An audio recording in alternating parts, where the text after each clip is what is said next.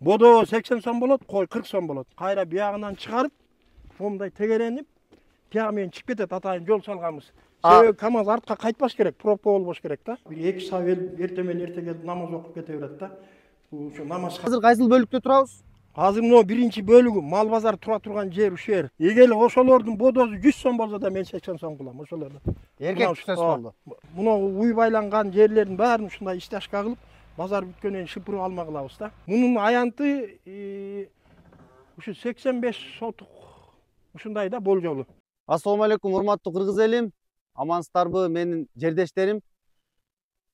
Биз азыр Токтогул район борборунда жаңы ачылган мал базарга келдик. Өзүңүздөр билгендей, мал базарда буга чейин чуу маселелер болуп атат. Эски мал базар жабылыш керек, жаңы мал базарга көчүш керек. Мына бүгүнкү күндө 50ге 50 ачылган. Жартысында мамлекет болсо, экинчи өнөктөштүгү жеке ишкер. Мына азыр жеке ишкердин өзүнө жолугуп, баазы канчадан, аянты канча, элге шарты кандай? Мына ушулар боюнча сиздерге терең маалымат алып бермекчибиз. Кеттик анда. Ассалому алейкум. Алейкум ассалам. Ден соолуктарыңыз жакшы? Кел. Иштериңиз болуп атабы? Жакшы, рахмат. Куттуктайм, жакшы. Ишкердик кылып, мал базары түптөп отурсуз. Мына мал базарды ачып отурабыз. Шаарыбызда Токтогул районунун борборунда талаш маселелер жаралып атат азыр. Эски мал базар жабылыш керек, жаңы мал базар ачылыш керек. Анын ичинде шарттары жок, баазы кымбат, капталман соккон шамал бөйрөгүмдү да шылып кетет деп элдердин ушул ар кандай пикирлери жаралып атат да. Сиз бир чекеден айтып берсеңиз, бүгүнкү күндө ушу мал базарга канча акча сарптадыңыз, элге кандай шарт түздүңүз, баазы канчадан, аянты канчадан, канча бөлүккө бөлдүңүз, бир чекеден айтып берсеңиз. Өкмөттүн өзүнүн 2015-жылы чыгарылган 377 токтом бар. Ошо токтомдун негизинде талапка жооп бергидей кылып, архитектурадан долбоорун чыгарып алып, ошонун негизинде салдык. Бул жер өзү 3 гектар жер. 3 гектар жер трансформацияланып, кантип трансформация кылды деген суроо болушу мүмкүн да. Себеби ушул жерде жаңы жолдун эли чогулуш кылган. Чогулуш мыйзамдуу протоколный болгон. Ошо элдин макулдугу менен бул жерди табышып, көрсөтүп, айылда чогулуш болуп, ошо чогулуштун негизинде мен айыл өкмөткө арыз менен кайрылгам. Мына инвестор мен өзүм болом деген. Ошондо аягына чыга аласызбы, чыга албай калды неме тактап алыңыз деген. Мен ошо бир туугандар менен сүйлөшүп, бала чакам менен баардык үй бүлө менен кеңеш кылып, мына инвестор өзүм болуп туруп бир 15 миллиондай акча кетет экен деп тияк биягыбызды эзектеп тактаганбыз. Өкмөт ошону менен буйрук чыгарып сессияга сунуштады. Сессияда депутаттардын баардыгы жер комитети карады, тияк карады, бияк карады. Туура жер экен, элге ылайык экен, токтомго жооп берет экен, макулдук берели деп сессиядан токтом чыгарып, мына акимге барып, аким 3 гектар жерди трансформация кылып, баарын мыйзамдуу кылып берди. Эми бу жерден 3 гектар баардыгы толук кандуу ишке кирип атат деп ойлойм. Эми качан келип базар ачылат, аны бир Кудай билет. Анан мен эми ошо 377 токкомго негизине ылайык келе тургандай кылып, ветеринарга жооп бере тургандай кылып салдым. Бу салганда базар өзү 4 бөлүккө бөлүндү. Азыр ошол 4 бөлүктө сөзүңүзгө аралжы. Сиз айтпадыңызбы жанагы Кудай билет, эми базар качан ачылат депчи. Эми сиз Кудай буйрса себептерин кылып атасыз, аракеттерин кылып атасыз. Мына азыр базы көргөзүп берсеңиз. Биз азыр кайсыл бөлүктө турабыз? Азыр мына биринчи бөлүгү мал базар тура турган жер ушул жер. Мунагу навес чоң размерде салынган, узуну 39 метр, биягы 22 метр бекен, эзимен чыгып кетти. Анан бул жалаң кой базар, кой турат. Мына биз азыр турган истяжка болгон жер. Муну койлор эл мындай кармап турат да, кармап саткандар. Кармап сатканга. А могул атайын могул сызыктар, саркындылар акканга деп жасап койдуңуздар. Өзү бөлөк-бөлөк кылып салган да,усталар билет экен да. Анан ушундан аккан агып кете берет, аккан калган корголдорун шыпырып туруп базар бүткөндөн чыгарып коебуз. Биеке байланат койлор. Анан баягы 30-40тан алып келет да. Оптом алат, оптом сатат, ал нары клетка жазатык.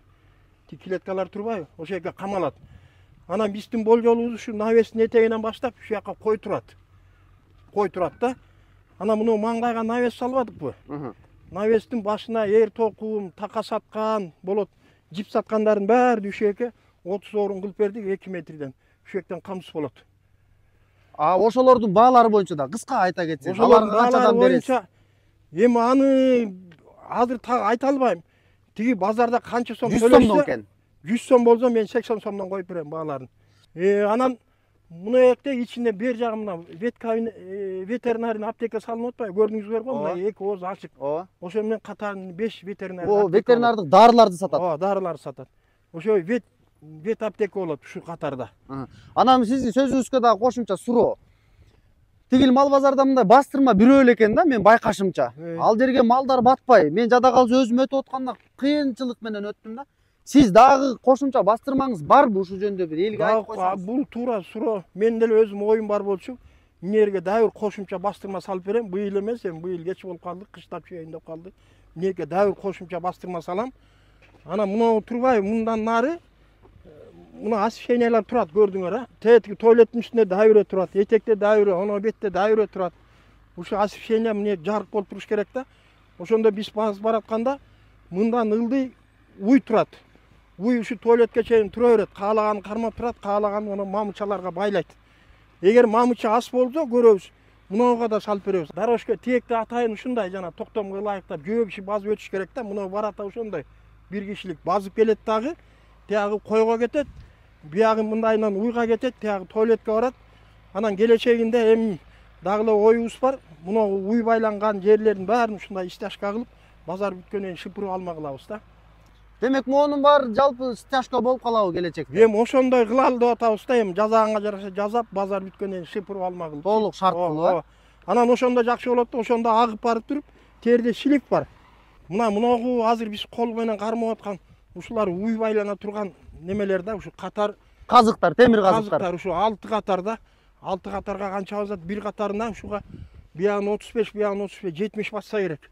Ошондо 6 катарга 400-500 кө жакын болот керек батат да. Анан буягы жылкы. Бу жылкы бөлүк өзүнчө бөлүк. Жылкы бөлүк өзүнчө турат. Жылкы бододон азыраак кирет да. Азыр 4 катар кылдык. Анан дагы батпай барса бер жагына жылдырабыз. Анан жана суроо бербедиңизби? Ушу стяжка болот да. Стяжка эмне кылды, агып келип туруп, мына жерде шлиф бар. Мына атайын труба коюп жазадык мынакей. Бул ошо саркындуу суулар агып туруп буга түшүш керек. Сарга турган. Ооба, мына яманын ичи 3 метр казылган. 3 метр. 3 метр тереңдикте да. Ушуга саркындуу суу түшөт. Ушу базар бүткөндөн кийин кайра буларды сордуруп алып, улам ушу тазалатып турабыз да. Муну көтөргөнүбүз ямага мал түшпөш үчүн биягын пескалок менен көтөрүп койдук. Келечекте үстү да жабылат. Жок, ачык эле бойдон турабы. Жок, мындай ачык сетка менен жабылат да, мындай Бирөө жабылбайт. түшүп кетпеш үчүн, а? Сетка. Жакшы, анан кийин дагы мындай кошумча суроом бар да. Эми биздин базарда жалаң эле мал ушундайлар сатып атпайбы? Анан сыртында алманы сатып атат, да башка сатып атат. Эми берейин деген суроом, тоок дагы сатып болуп атат ушундай канаттууларды дагы. Алар кайсыл жакка барат? Ошолорго да бир шарттар көрүлдүбү сизде? Бир места бере аласызбы ошолорго? Бул суроо дагы биздин оюбузда суроону бердиң. Ошол мына дизамат деп коет, азыр мына тараптан чыгабыз.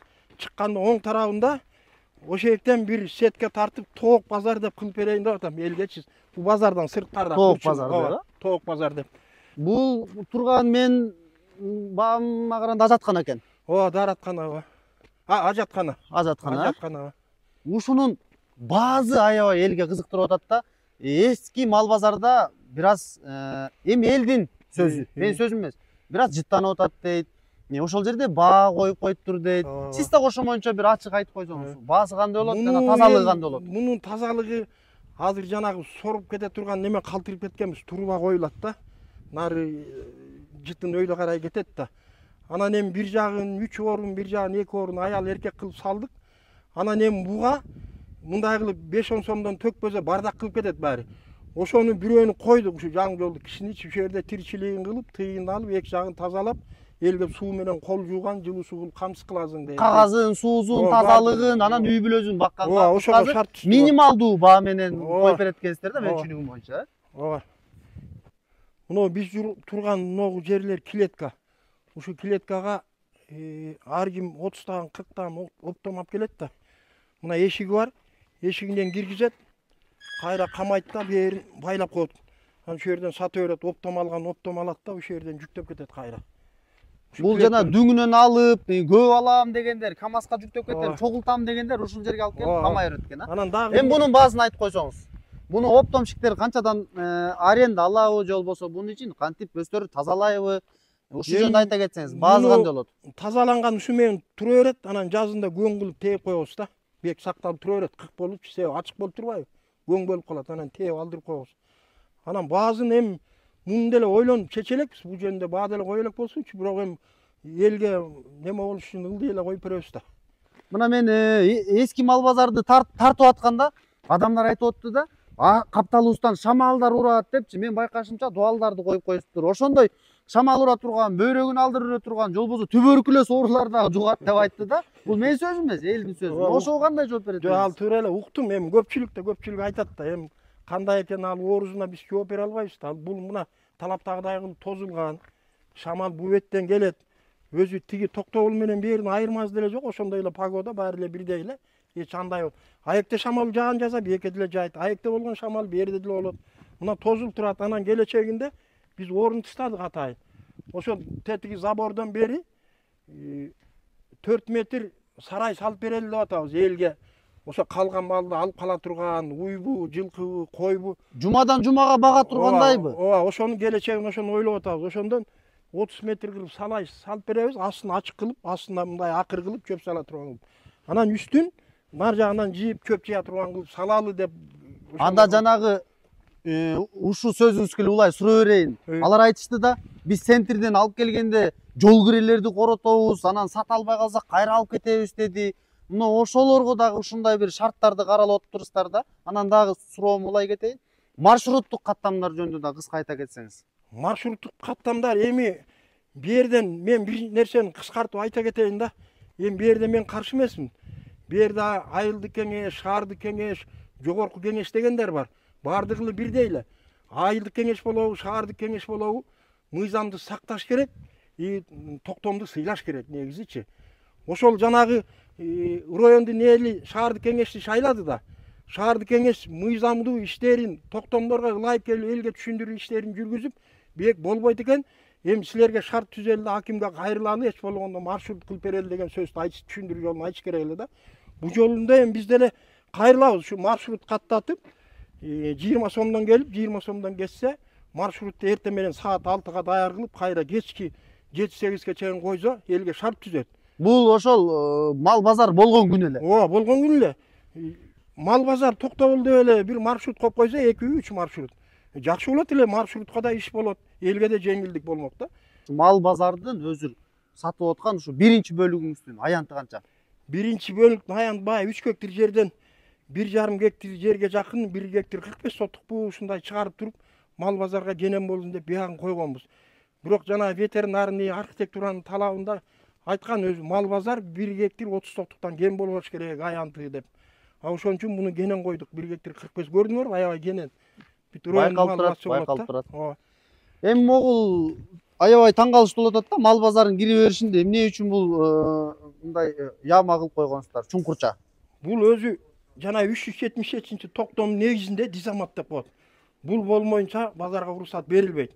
Себеби дегенде, бул малды жетелеп киргенде эмнеге апилка төгүлөт, же суу куюлуп, дары кошулуш керек. Дары кошулуш керек. Дары кошулуш керек. Эми апилкага 2 челек сууга аралаштырып туруп, апилканын үстүнө чачылат. Ошону тебелеп өтүп, кайра чыкканда тебелеп өтүш керек. Бул ооруга каршы деп ойлойм. Ооруга каршы. Анан мунун өзүнүн талабында үстү жабык болуш керек. Көрдүңүзбү? Мынакей навези турат үстү. Ооба, бул талабында ошондой да. Азыр эми бүгүнкү күндө электр энергияны байкап атам, баарын алып келдиңиздер. Таза сууну алып келдиңиздер. Ооба. Агынды суу бар экен, тигил жактарда шаркырап эле агып атат. Ал поливной суу да. Бул чычкандан келет бул суу тиякта. Эми келечекте мындай бактарак тигип, дагы кичине гүлдөтөбүз деген ойлор бар. Ооба, эми муну мына азыр көрбөдүңүздөр, мына талабына жооп берет. Мына жай мейманкана деп жазылып турат. Мына намаз. Ушуларды бир чекеден көргөзүп бере берсеңиз. Анан мунугу жана сиздин сурооңузга ушунун астына гүл тигип, анан муну чекелерине карагай отургузалы деп атабыз кийинки жылдайынчы. Жакшы. Карагай. Жакшы. Себеби беке мал жетелеп эле чыгып кетет да. Мал көп турбайт да, ошон үчүн гүлдөрү жебезе керек дейм да. Биринчи бөлмөңүз. Биринчи бөлмө бул мынакей азыр мынеке жулуу немелерди салабыз. Мына намазканага ырастадык. Бир 2 саат эртең менен эрте келип намаз окуп кете берет да. Бул ушу намазкана. Эми муну астында линолеумдерин төшөп, эртең муну ырастайбыз. Бул ушул мейманкана боюнча да суроо беришти да. Ал жактын мейманканасы жок деп. Дал ошол пикирлерди сиз эске алып ушул алдын ала эле куруп койгондой сезилет да мага. Мейманканаңыз канча орундук? Мейманкана 13-14 ушундай азырынча ушуган эмеп турбуз анан. А булардын жатакананын баасы кандай болот? Жатакананын баасы эми муну мындай да. Муну айтып атабыз да. Мунун баардыгын биз немете албайбыз. Мына кирип тартсаң. Мына ичи кенен бир 14-15 орун болсо керек, эки катар жатат да, узуну 4 метр. Анан буга эми муну биз бирөөгө эле берип коюп атабыз, жана туалетти бергендей элечи. Анан адагы элдин шартына байкап туруп ылдыйраак кылып коюп, өзү ошол алган киши матрастарын, жанагы жамынып жатчу немелерин аккуратный кылып жасайт да беке. Демек дайыр үй бүлө Ооба. жумуш менен камсыз болуп атат, өзүнүн тиричилигин кыла берет. Ооба, кыла берет. Мынау жер бул жөө киши кирип чыгып кетиш керек. Бул Сталабайга тамакка чыгат, райондо мал алабыз деп келет. Келгенде бияка жөө кире турган жол ушул. Сөзсүз жанагындай санитардык норма тебелеп өтөт бул жерде дагы. Ооба, тебелеп өтөт, мына турбай. Дары себилет бул жерде дагы. Ооба, бекеде дары себилет да. А сиз мындан башка жөө басуучуларды мындан башка кириш башка жол жок. Жок, ушул эле бир эле. Бул жөө кире турган ход жана тротуар ушуга жасалган да. Мына бетонировать этип жасалып атпайбы? Ошо тиги туалетке чейин. Бул жерлерге белгилеп көргөзүп коебуз. Жөө адамдар өтүүчү деп. Ооба, түшүндүрүштөр айтылат да. Мына азыр биз кирип келаткан коридор мына радиусу турат. Радиузилдин орду. Ооба, радио. Азырынча балдар, усталар тамак ичип, ушектен тамак ичип атат да. Анан мына көрдүңөр, мына ветеринарный кабинет. Мына халат илип койгонбуз. Ирезин көтүк менен кыдырып, жанагы дарыларды чачат кийип алып. Бул жана ветеринардык кызматтардын кабинети болуп калат да ошол. Кабинет ошол ушул жерден тияктан оорулуу малды камап турат, карап турат да. Эгер шилекей чуу ооруп келсе, текте изолятор бар анакей. Ошого киргизтирет. Бул бөлмө жана бухгалтер отурат. Тиги ошо базаркомго караштуу бөлмө да. Бул ветврачтан сырткары болуш керек. Справка жазат, документ растайт, ушу бир теке сейф коебуз. Документтер эсеп кысап иштерин жүргүзө турган бөлмө экен да бул. Мүмкүн компьютер турар, тиги бул ошого расталган да. Бул стоянкадан түшүрөт да, биякта мал кирет. Бул жанагындай эле дезинфекция кылат. Дизамат деп коет мунучу, жанагы талаптагыдай. Муну тебелеп кирет, дары себилет да, бияка малын айдап. Демек малыңыздын баардыгын кире бериши ушул жер болот. Ооба, ушул жер болот, кире бериши. Бул жакта бөлмөнү кыскача айтып берип коюңуз. Бул бөлмө жана вет кабинет деп едикпи, жана порчкадан карап турат да, оорулуу мал. Ошого бияка эшиги турат, бияка киргич деп камайт бияка. Ошо бияка камап, ушул жерден дарылайт. Дарылайт, карайт. Эгерде оорулуу чыгып калса, кайра артка кетирет. Ошондой бир өзү иш чарасын колдонот да, вет врачтын өзүнүн ал немеси. Адыл ага, мына Кудай буйрса, сиздин эң башкы жанагы 1,5 гектар деген базарыңыздан чыктык.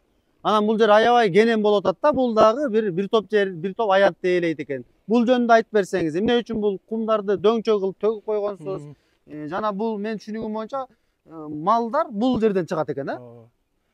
Эми рахмат болот дейм. Мына жана түшүнүктүү болду го, азыр соодагерлер мал алат да.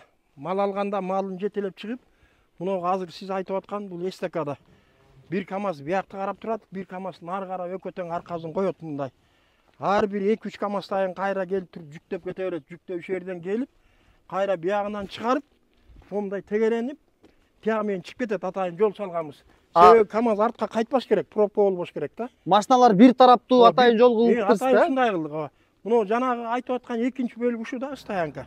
Мунун аянтын айтсаңыз? Мунун аянты ушу 85 сотук ушундай да болжолу. 1 гектарга жетпеген жер, э? 1 гектарга жетпейт. Эми баарын бөлүштүрдүк да. Ошондо ушуга туура келди. Ал эми келечекте бул дөңчө эстакада боюнча айтайын. Ушул бойдон калабы же бир аз ушул жактарды дагы стяжка кылып, дагы машиналарга дагы бир шарттар түзүлөбү? Кичине кыстырма кылып айта кетсеңиз. Муну эми мына машинанын турганына жараша биягын бетондосок болот. Баягы арты канчага келет. Баягы илгерки КАМАЗдарда эми азыр меристер жапызыраак экен да. Азыр анан булар өзүнө келип эле ык болуп эле неме болуп калат, эстакада болот. Анан биягына куйзак болот, анан муну бетон кыла албайбыз. Ушу сагыл эле төгүлө берет, тыгылбай турган.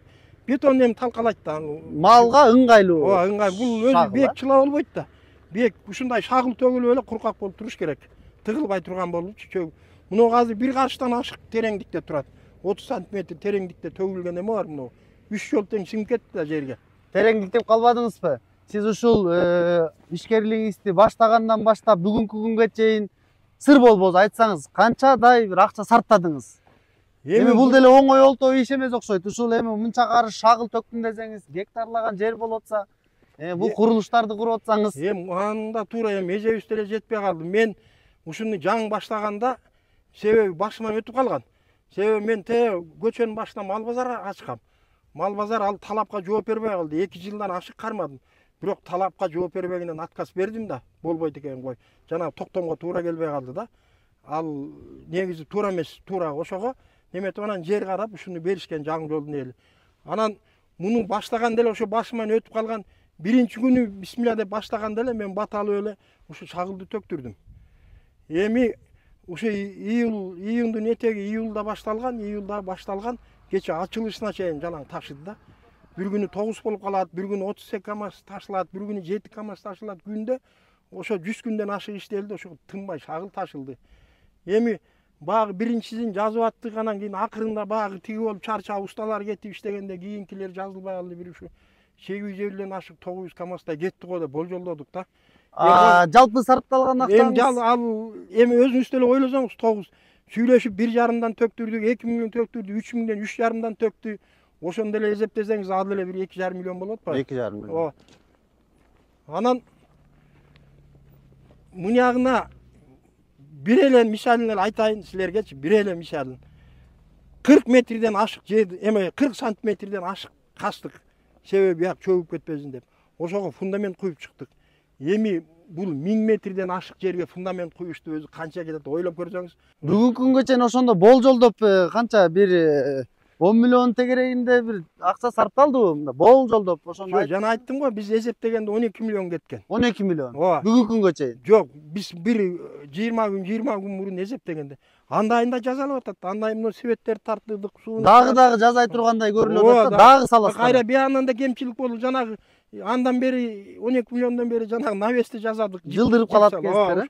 Бул улам чыга берет экен да, улам чыга берет экен. Мына сиздин могул жакта машиналар келип атат, сатып алуучулар келип атат, окшойт менин түшүнүгүм боюнча. Бүгүн ошол кийинки бөлүк жөнүндө айтып берсеңиз, мына машиналар турган, курулуштар болуп аткан, ушул эмнеге багытталган, канча гектар жана шарттары кандай? Эми бу жерде экинчи бөлүгүн бүттүк да. Ошонун жанынан туалет салдым. Бул ичке кирбей, сырттагылар ушул жака кирсин деп. Демек машина токтотчу жайдын кире беришинде. Кире беришинде. Тие элге да ыңгайлуу да, тиги Сталовайдагылар барат. Анан муну дагы дабирөөнө берип атам. Өзүң дагы бир жумуш орун. Дагы бир ушуну өзүң тирчилигин таап, суусун жылуусу, бумагаларын коюп, ичин тазалап, эки жагын карап өзүң иштете бер деп дабирөөнө берип атам муну. Жакшы. Жумушчуларга бердим деп калбадыңызбы? Сиз ушул жол катары айтып берсеңиз, болжолдоп канча адамга жумуш орун түзүп атасыз? Болжолдоп. Бул болжолдоп, бул дагы туура суроо. Негизичи мунун деле жооп бере турган суроо. Мен ичинен 30 орун, бер жагында 5 аптека дедим да. Андан башка 40-ындары бар, ылдый жагы базардын ичи, сиздей мендей эле адам 37-38 орун менен камсыз болот. Бул стоянканы кошпойлу, бул тирчилик өзү менен кете берет бул камаздарды. Андан башка муногу азыр навести көрсөтөм силерге. Навестин ичи 47 орун. Мына биздин сол тарапта турбайбы? Ушул узундугу бир катары 52 метр, 104 метр жер. Бияк тарабында да бар.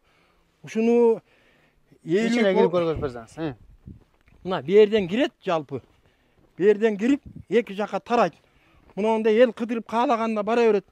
Мына жерден ар биринен эки. Бул орундук ошондо кимдерге багытталган? Бул жалаң жарма саткан, пирожки саткандарга. Жанагы мэрияда айтып атышпайбы, орун жок экен деп. Жана мен ошол жармачылар боюнча айта кетейин. Алар ушул суу курат деди, бир капталыбыздан суу курат. Анан ушул жармалар ташып келгенден кыйналабыз деди. Анан ал жер кымбат болуп калышы мүмкүн деп ушундайларды айтып отушту да. Сиз ошол боюнча айта кетсеңиз. Чындыгында могу капталдарына тосулабы? Аларга орундуктар бекер болобу? Жана канча орундук бар? Муну ачсаң эме мынакей. Муногу турган алардагы негизи туура эле айтат. Алардагы өздөрүн сактаныш керек да. Эми суук болуп калышы мүмкүн, ошо кышында борошо урушу мүмкүн. Ошон үчүн мына Бишкектен муну алдырдым, муну көрсөңөр. Ону астында неме турбайбы тигине? ДУПларды көрөт. Ойузбу азыр мына бетине беттетебиз. акы. Бул жакта атайын жамгырдан тосуп атасыз. Ооба. Мына бетке сетка турбайбы? Ошого момундайынан беттетип кактырабыз. Анан тиги башынан баардыгын кактырып чыгабыз. Мыяк бети тозулат оюзбу менен. Баа келди. Анан муну деле айтып коелу. Мына жерден суу жок экен деп атат. Мына жерден чыгат да мына жерге жакшынакай кылып колу жууй турган, иди шагын жууй турган кылып беребиз. Бул себеби мына суу таза суу, бул ичкан суубуздан келет да, бала чыккан. Жана кенен. Ооба, кенен. Анан муну этегинен ичет деп ойлобосуң. Бул ылдый 1 километр баргандан эле көлгө жетпей эле тарап жок болуп кетет бул полюбный суу. Бирок ичкенге таза суу. Мына. Ичсе да болот, болбосо терде кранда чыгарып коет. Кранда турат. Эми бул кеткен сууну биз токтотуп кое албайбыз да, муну кете берет. Шарт түзүп койдуңуз. Ооба, буга дагы азыр мына жерлерине жакшынакай кылып, мына жерин цементтеп, эл келип өз иди шагын жууп, суу алып, тилекке иди шагына колдоно турган кылып беребиз. Ошон үчүн мына жерге неме эшик чыктадык. Анан мунун ичи элек орунга болжолдогонбуз. Эми мындай сыгылыштырсак 47 киши батат деп атабыз. 47 кишиден өткөндө бир менден сурашкан бир 3 аял келиптир, ветлеченцага барганда.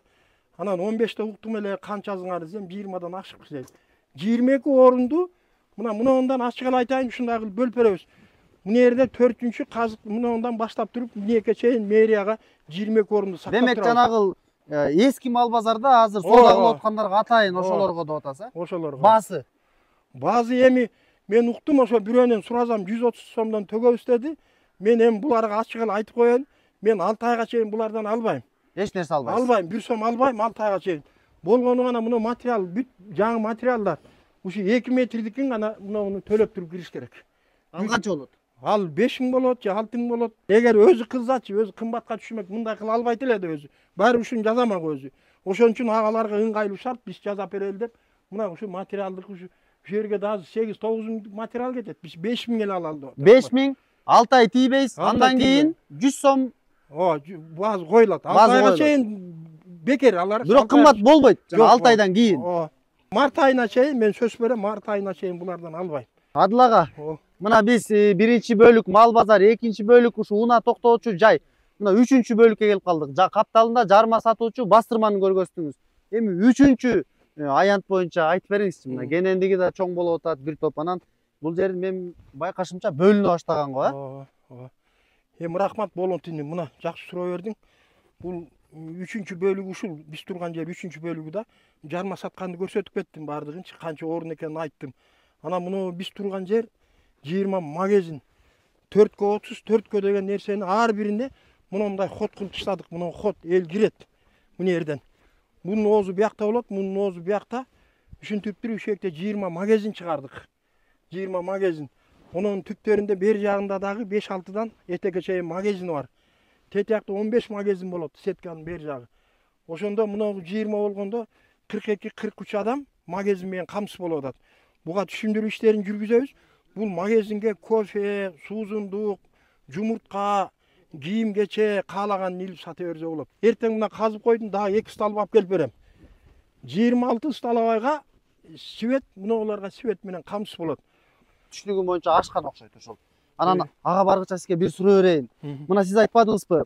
Жердин салыгын төлөйм, кирешеден түшкөн салыкты төлөйм, сатуудан түшкөн салыкты төлөйм. Эми жанагындай ККМдерди коюп берем деп атасыз да. Бирок мен могул жерде чогулуштан уккам да. Сиз салган акчаңызды чыгаргандан кийин кайсы бир өлчөмдө муниципалдык мекемеге, тагыраак айтканда мэрияга дагы бир акчанын бөлүгүн бөлүү үчүн келишимге дагы өзгөртүү киргизебиз деген да. Ушул боюнча бир кыскачараак айтып берсеңиз. Эми көп түшүнүгүм жок, бирок мындай да. Бул эми жанагы 14-15 миллион сарптап атпайлы буга. Эми сарптап ал кай жыл акталат, 7 жылда акталабы, 10 жылда акталабы? Ал акталгандан кийин мен өзүм деле оюм бар.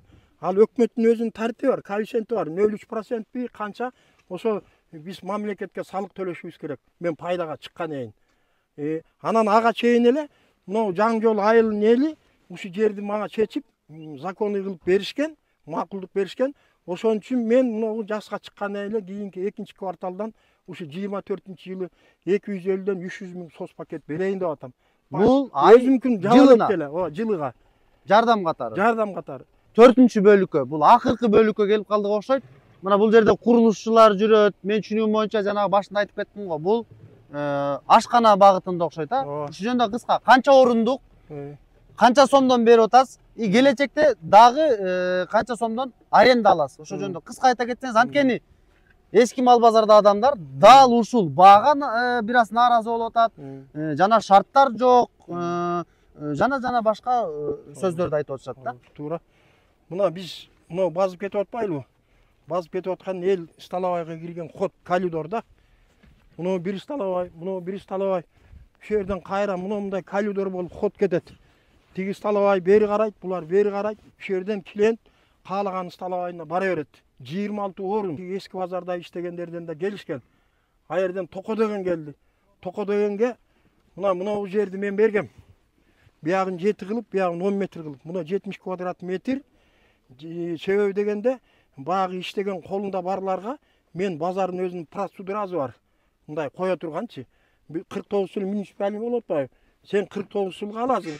Каалаган убакка чейин иштетесиң. 49 жылда экөөбүз договорго өтөбүз, менин печетим менен келишим болот.